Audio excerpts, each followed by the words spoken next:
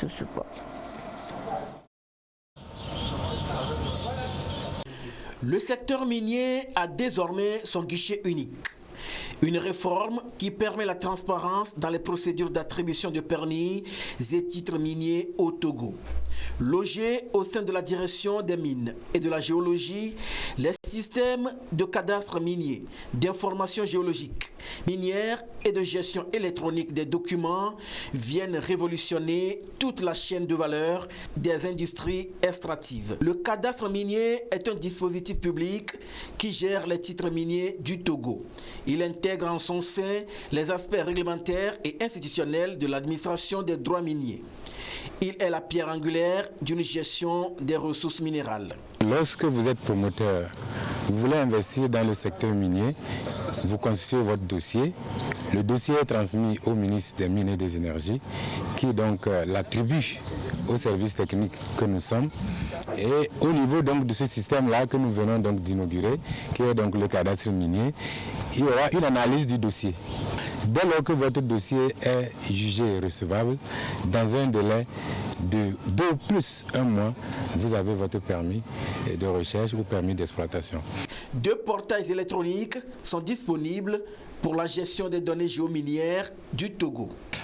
Ici au Togo, nos missions ont été de mettre en place tout d'abord une plateforme pour l'information géologique et minière afin de promouvoir la géologie togolaise sur la scène internationale et aussi de mettre en place un système, le système de cadastre minier qui représente la porte d'entrée du secteur minier pour un pays.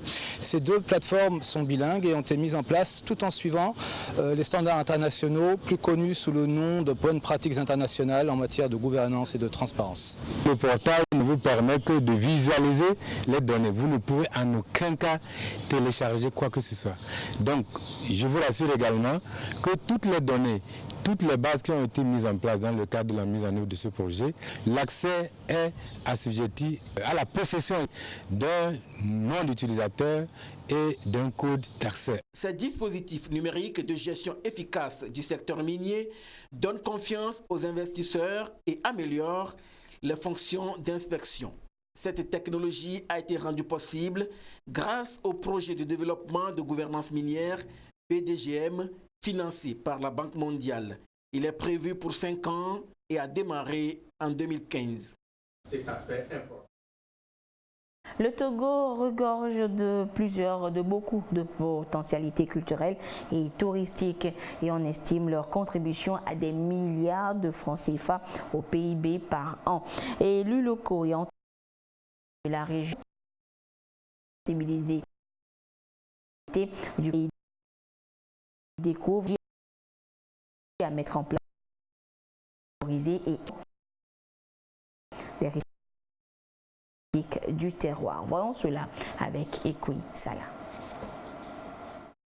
Chaque année, des touristes franchissent les frontières du Togo à la découverte de ses richesses culturelles et touristiques. En 2018, le pays a enregistré 712 000 touristes pour 48 milliards de francs CFA engrangés selon le ministère en charge de la culture et du tourisme. Ces potentialités, des élus, agents locaux et entrepreneurs culturels se les approprient.